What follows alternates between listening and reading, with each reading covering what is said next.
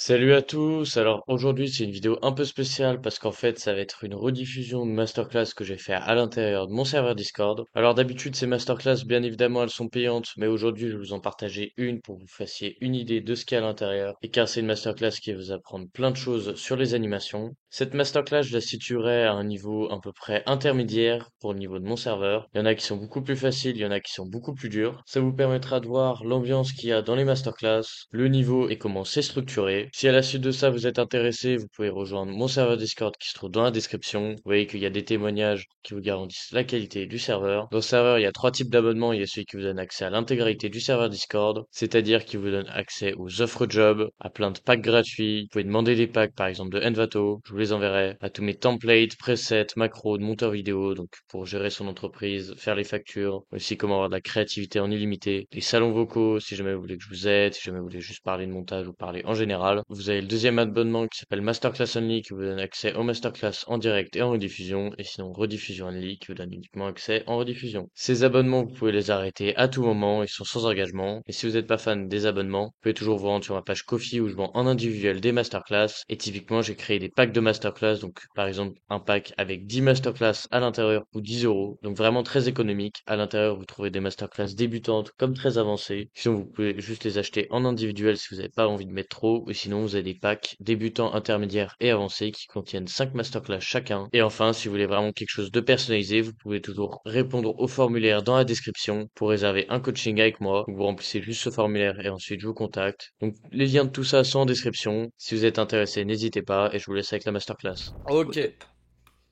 Alors, comme d'habitude, prends une composition fusion.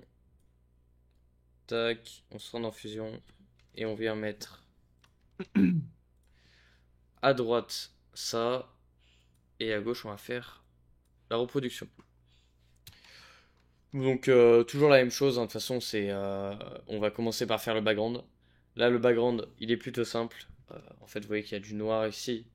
Et que là, il y a du marron. Enfin, du gris. Et, euh, et en fait, pour reproduire ça, on va venir prendre donc un background.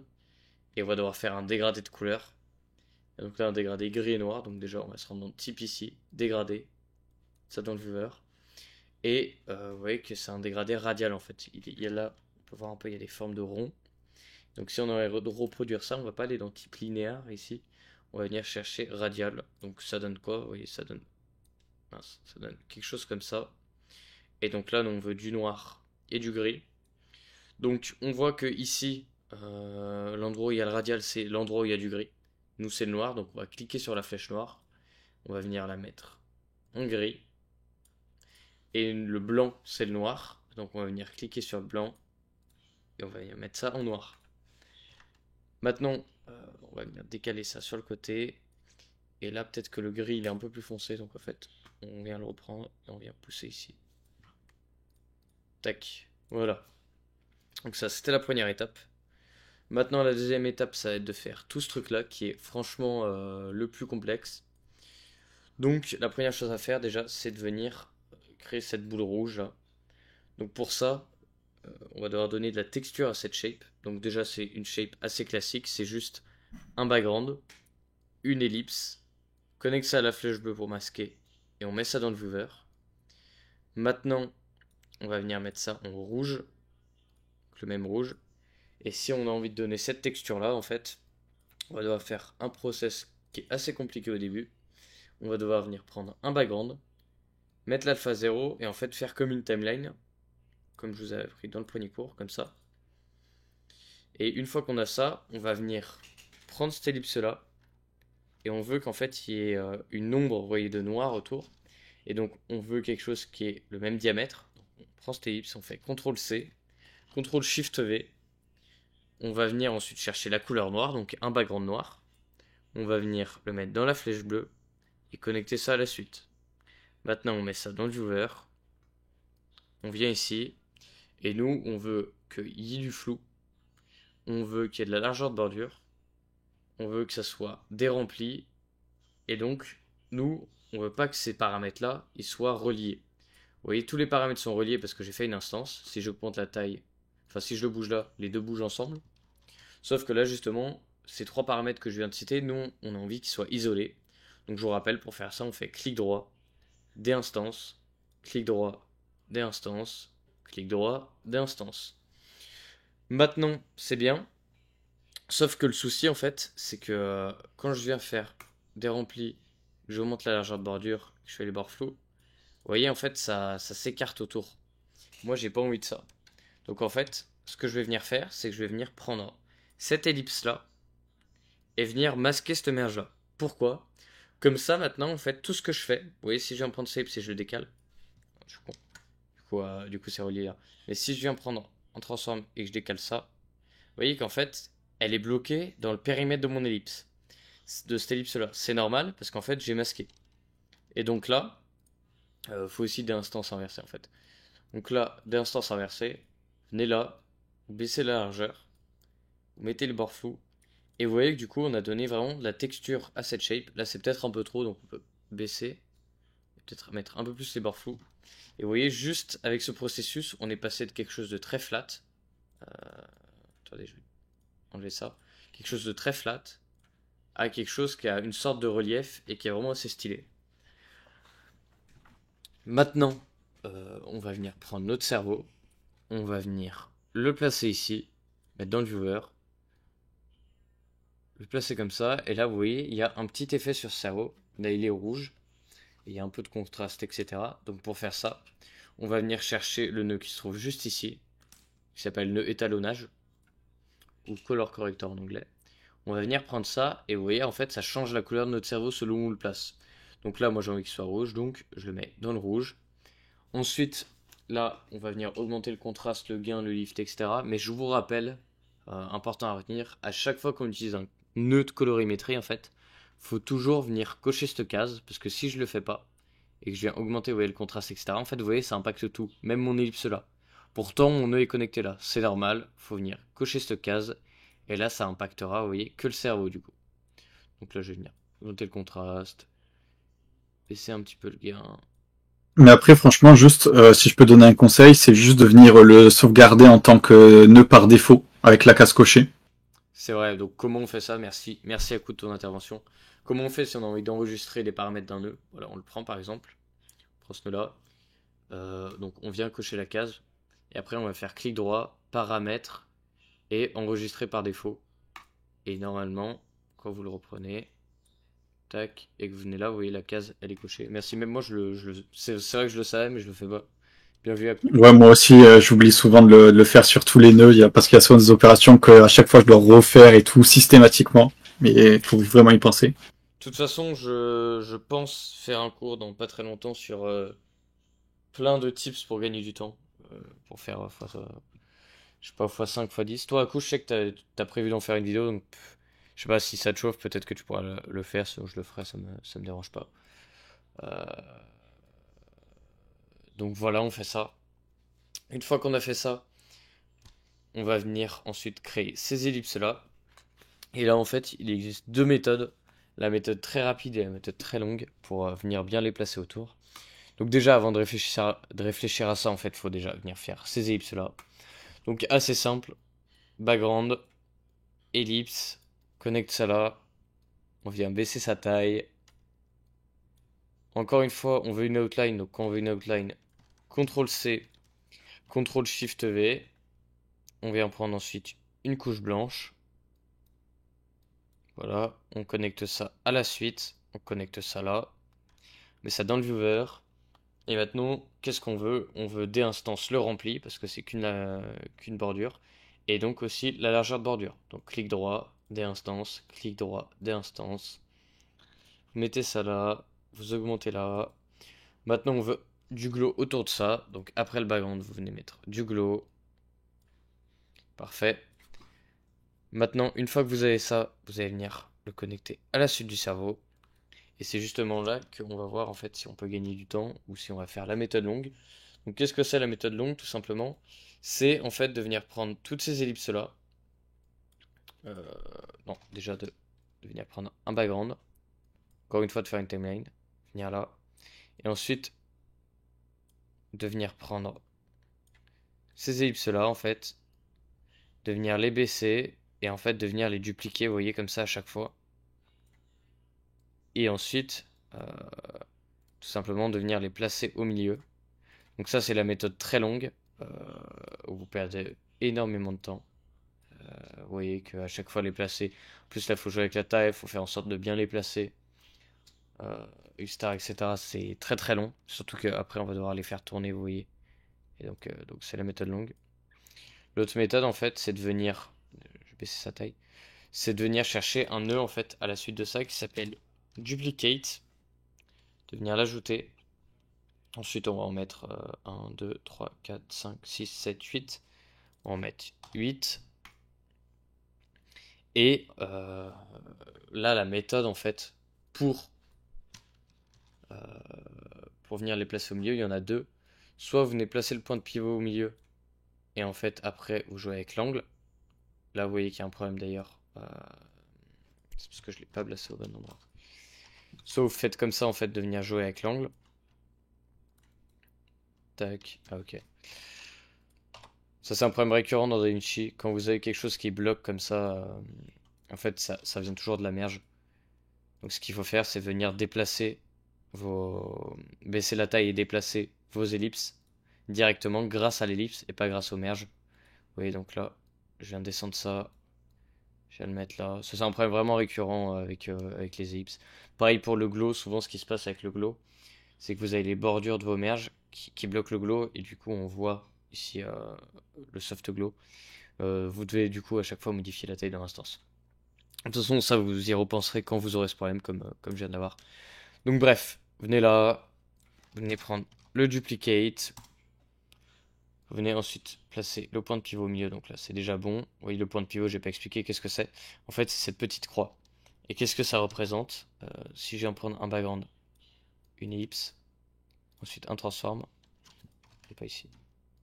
Et ensuite je vais prendre un transform. Vous voyez que mon point de pivot, donc ma croix, est au même endroit que le centre XY. Ça fait quoi? Ça fait que quand je déplace mon ellipse, elle se déplace selon ce qui est au milieu. Par contre, si je viens mettre le point de pivot en bas, et par exemple jouer avec la taille, vous voyez que là, l'apparition de taille, elle se fait depuis mon point de pivot. Alors que si mon point de pivot est au milieu, il se fait au milieu. Donc le point de pivot, c'est un point de référence où toutes vos animations vont s'effectuer. Voilà. Et donc là, ouais, on vient mettre le point de pivot au milieu. Comme ça, quand on joue avec l'angle, vous voyez qu'en fait, ça va tourner autour de ça.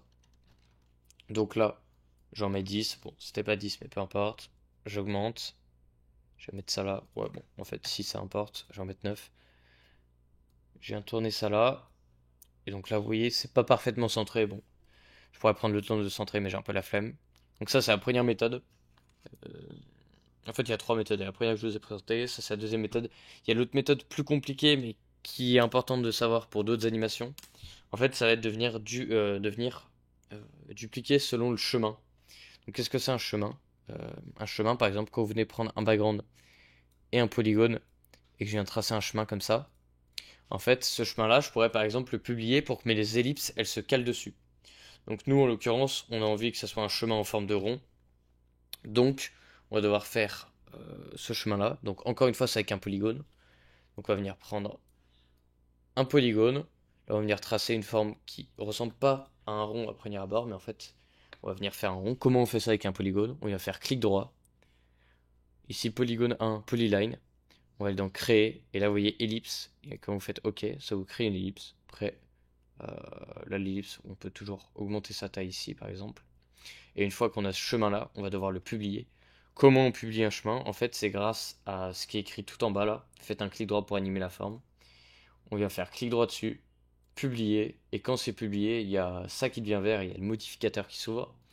Et maintenant, quand je viens dans mon duplicate, en fait, si je viens en bas, ici, vous voyez qu'il y a duplicate path. Path en anglais, c'est chemin. Et si je viens faire OK, je retrouve ici la même chose, right click for shape animation. Comme ici, faites un clic droit pour animer la forme. Bon, là c'est en français, là c'est en anglais. Mais cette fois on fait clic droit, mais on fait pas publier, on fait connecter à. Et là vous voyez qu'on retrouve du coup notre polygone, valeur. Et donc là après il va être relié à ce qu'on a fait. Donc là ça fait de la merde bien évidemment parce que le point de pivot est pas au bon endroit. Et qu'il y avait l'angle. Et vous voyez que sinon, là, voilà. Sinon, là vous voyez que j'ai un rond aussi. Bon ça fait de la merde bien évidemment. Parce que c'est coupé ici. Mais sinon, euh, vous avez compris le principe. Vous venez dupliquer selon le chemin, et vous voyez, si je modifie le chemin, mes ellipses, elles vont se caler exactement au même endroit. Juste encore une fois, vous voyez, vu que j'ai fait de la merde avec duplicate avant, ça le fait pas complètement. Si je vais en prendre un nouveau, duplicate, je reviens là, duplicate along path, clic droit, connecter à valeur, et que maintenant je viens augmenter le nombre de copies, vous voyez que ça prend la même forme que l'autre truc. Si je viens smooth, ça va prendre la même forme, etc., etc. Et bref, vous faites en sorte de faire un rond parfait et pas cette daubasse, et vous aurez le même résultat. Donc là, en l'occurrence, dans ce cas-là, le meilleur moyen quand même, c'est de venir faire avec le point de pivot. Donc, quelque chose comme ça. Et ensuite, il faut faire l'animation où ça tourne. Vous voyez qu'en fait, ce qui se passe, c'est que ça se rapproche, puis ça se tourne. Et donc pour ça, on va venir prendre un transform. Faire bien attention, encore une fois, que le point de pivot soit au milieu, parce que si je décale le point de pivot et que je fais l'angle, vous voyez, ça va pas tourner autour de ça. Donc faites bien attention, quelquefois, le point de pivot, il se décale. Il faut qu'il soit bien au milieu. Et ensuite, on va venir animer tout ça. Donc on va venir mettre une keyframe sur l'angle, une keyframe sur la taille, et ensuite à la frame 25, refaire la même chose. Et là, on veut que la taille, elle soit un petit peu baissée pour que ça se rapproche. On veut que l'angle, on le tourne par exemple, je sais pas, à 360. Et comme ça, là, il tourne. À 360, je vais peut-être abuser. À 80. Donc là, il tourne. Et il augmente de taille. Et ensuite, pour que ça se répète, on vient dans le spline. On va faire CTRL A. Shift S. T. Augmenter un petit peu là. Augmenter un petit peu là. Et pour que ça se répète, je vous rappelle pour ceux qui n'ont pas vu l'atelier sur le spline, en fait, c'est le truc juste ici. Régler ping-pong. Et vous voyez comme ça, si j'aime décaler, ça va se répéter dans le temps. Tac, tac, et là vous voyez, ça se répète en illimité. Maintenant on peut mettre du flou de mouvement ici. Flou de mouvement sur le duplicate, faut faire très attention. Vous allez avoir des soucis avec votre PC. Mais sinon voilà. Maintenant, une fois qu'on a tout ça, on peut venir le connecter à notre background, mettre ça dans le viewer. Grâce à cette merge, on contrôle la taille de tout ça parce que c'est un seul bloc. Et donc on peut baisser la taille, mettre ça là-haut, et parfait. Maintenant, on a la première étape qui est honnêtement la plus chiante qui est faite. Maintenant, on va devoir faire le texte. Alors là, ça se trouve, vous voyez même pas le texte parce qu'il est vraiment très subtil. En fait, juste ici, vous voyez écrit le système de dopamine. Donc c'est très très subtil, mais on doit le faire. Donc comment on fait ça? On vient prendre un texte, on vient connecter ça à la suite. On va écrire la même chose.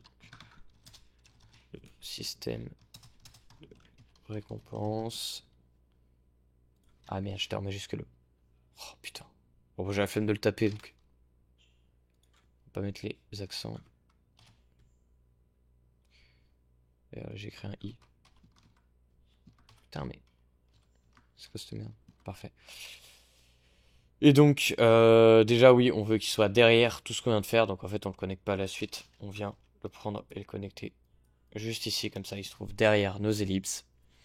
Maintenant, je viens augmenter sa taille. Très important de toujours augmenter la taille dans le texte et pas d'augmenter la taille dans la merge. Pourquoi? Parce qu'en fait, le texte, c'est un vecteur. Et je vous rappelle, les vecteurs, ça a une résolution. Enfin, ça n'a pas de résolution. Mais si on vient dans la merge et qu'on augmente la taille là, en fait, si j'augmente énormément, au bout d'un moment, je vais perdre de la qualité dans mon texte. Donc là, ça se voit pas trop. Mais sur des plus petits textes auxquels vous n'avez pas augmenté la taille là, ça se voit vraiment. Et donc faites attention à ça. C'est important de toujours modifier la taille du texte dans le texte.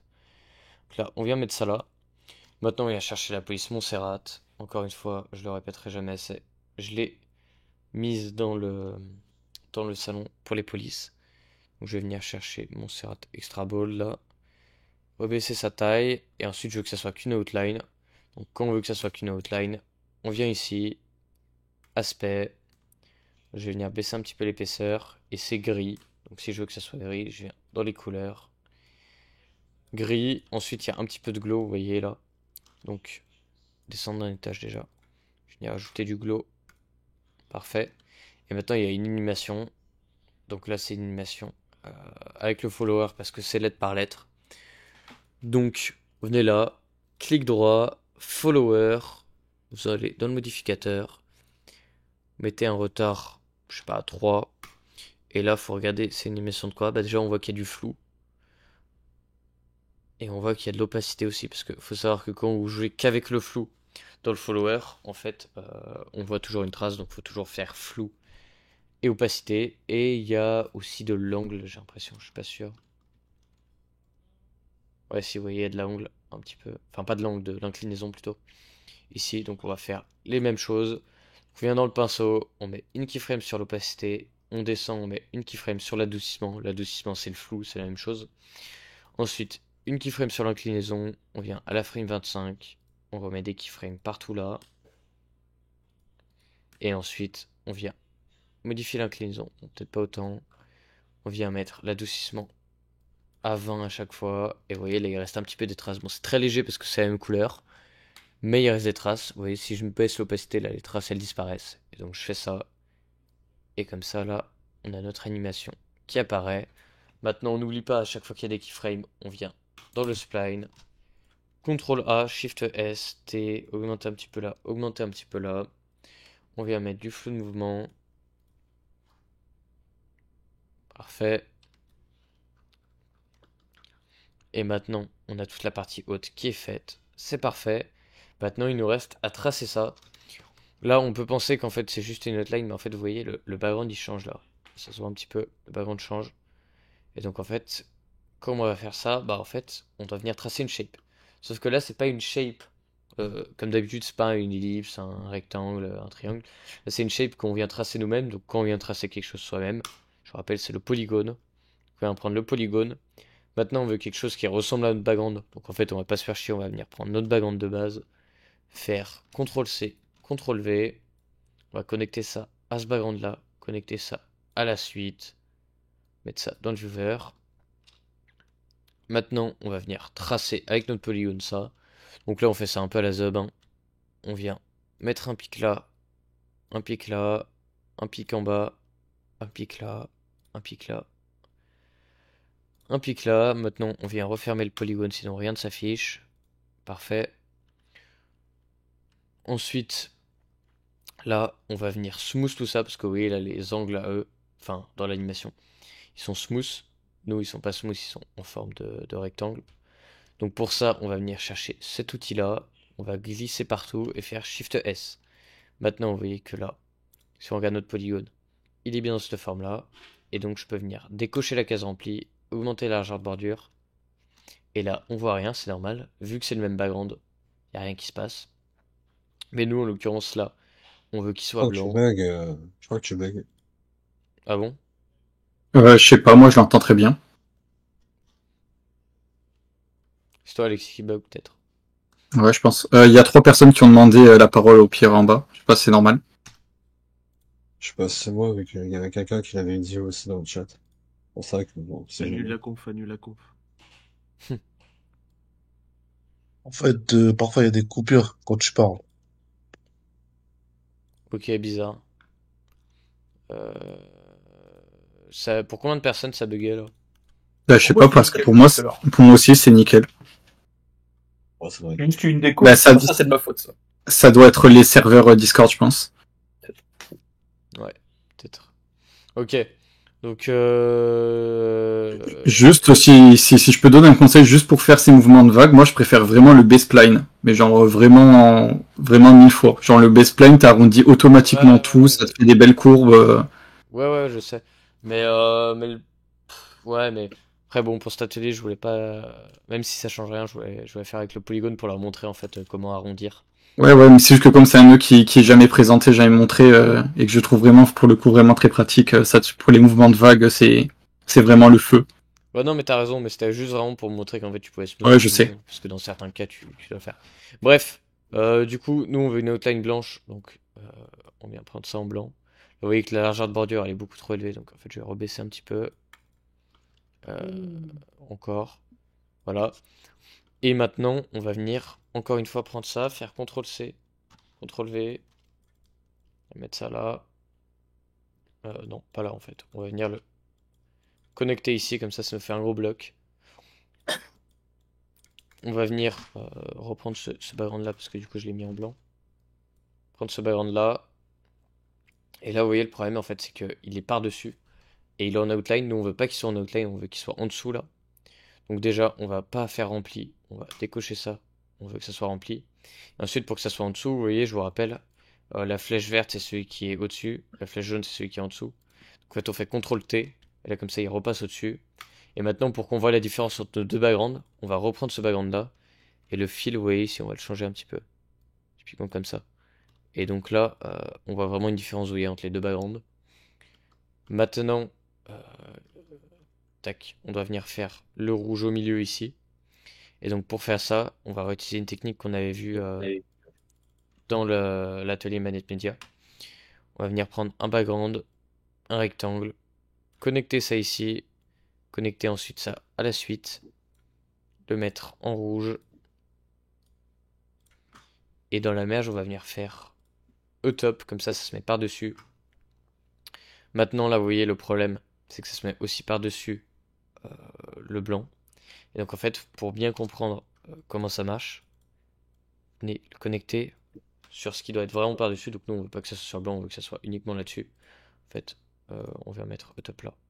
Voilà. Et maintenant, dans notre rectangle, on baisse ça là. Je viens mettre ça comme ça. Et on augmente les bords flous. Et vous voyez, comme ça, on a la même chose. Ok. Maintenant, on a tout. Et il ne nous reste plus qu'à animer ça de gauche à droite. L'erreur que beaucoup font, en fait, c'est de venir animer ça avec le polygone. On pourrait croire que oui, on peut animer ça gauche à droite. Mais en fait, c'est super galère.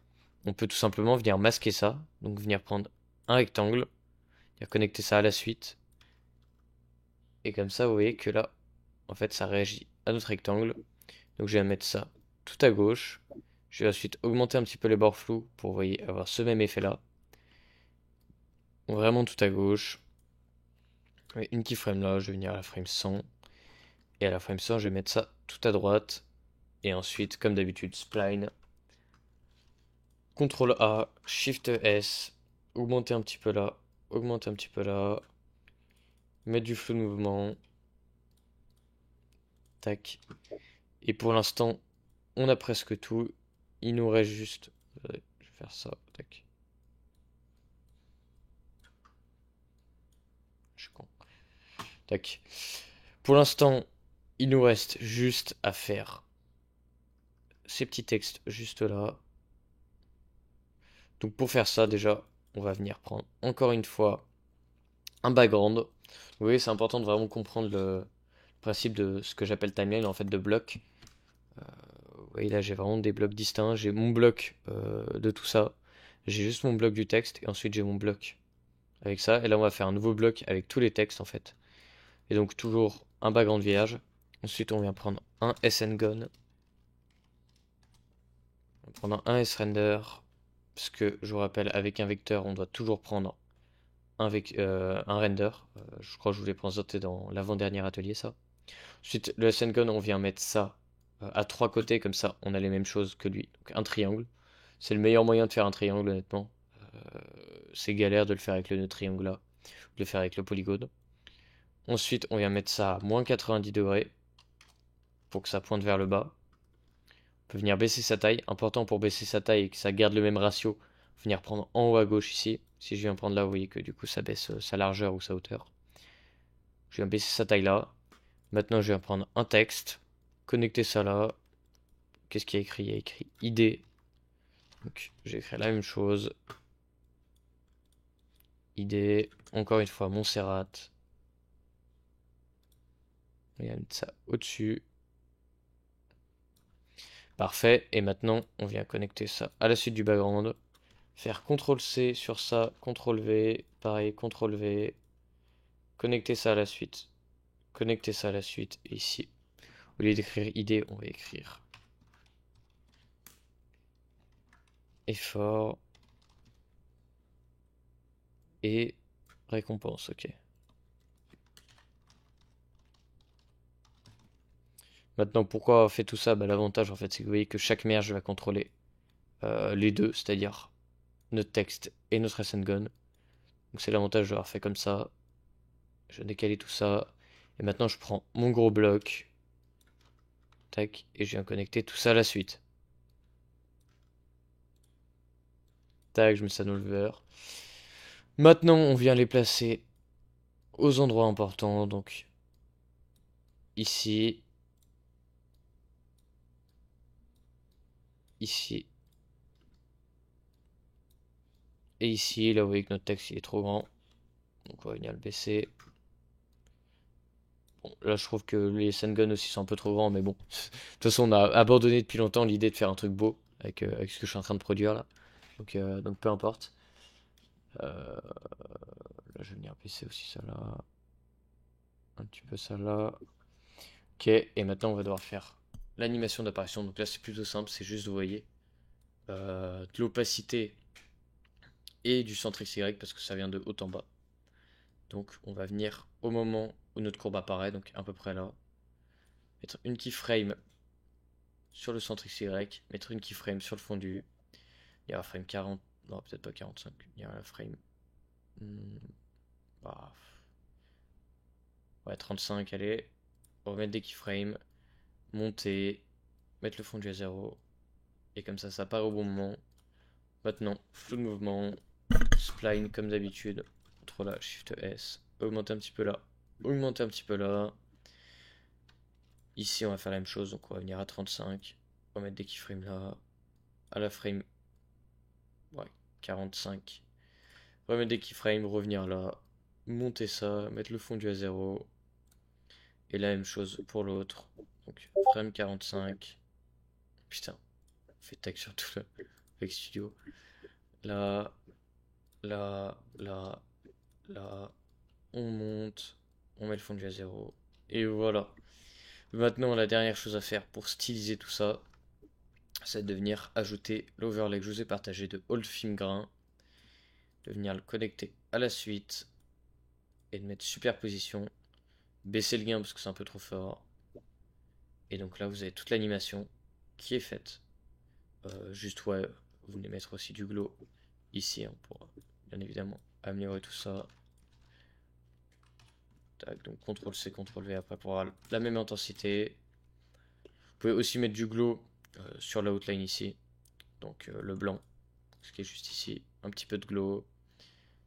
Et après, ouais, vous pouvez styliser de plein des manières. Vous pouvez peut-être mettre le nœud image par image aussi, ça pourrait faire un style un peu plus Dimengaji. Du grain, ça pourrait être pas mal sur ce style d'animation. Moi, j'aime bien mettre du grain. Oui, ça ajoute un look. Après, là, c'est peut-être un peu trop fort. Baisser la force, baisser le roughness. Et là, oui, ça ajoute un petit truc en plus. Bref, vous testez pas mal de choses. De toute façon, ne vous limitez pas. Et, euh, et du coup, voilà, vous mettez bien le media out. Vous pouvez mettre le flou de mouvement partout, parce que là, bien évidemment, moi, je crois que je l'ai oublié. Ouais, vous mettez le flou de mouvement sur toutes les merges. D'ailleurs, sur tous les nœuds. Est-ce que je l'ai mis sur le rectangle là? Ouais, bon, j'ai dû le mettre un peu partout, c'est devenu un réflexe. Et donc voilà. Est-ce qu'il y a des questions? Cours assez lourd, comme je vous avais dit. Non, mais Ouais. juste, je vous conseille vraiment tous de mettre comment ça s'appelle le flou de mouvement sur au moins vos merges et vos transforms de manière automatique, comme il a montré tout à l'heure en sauvegardant sur le nœud. Parce que moi, je sais que j'ai souvent tendance à oublier et que c'est rare que je le veuille pas en fait, quand il y a du Je le mouvement. fais de mon côté. Ouais, mais c'est vrai que cool, là, tu soulèves un point. Moi, je le fais de façon mécanique, mais c'est vrai que je pourrais gagner beaucoup de temps à faire ça en fait.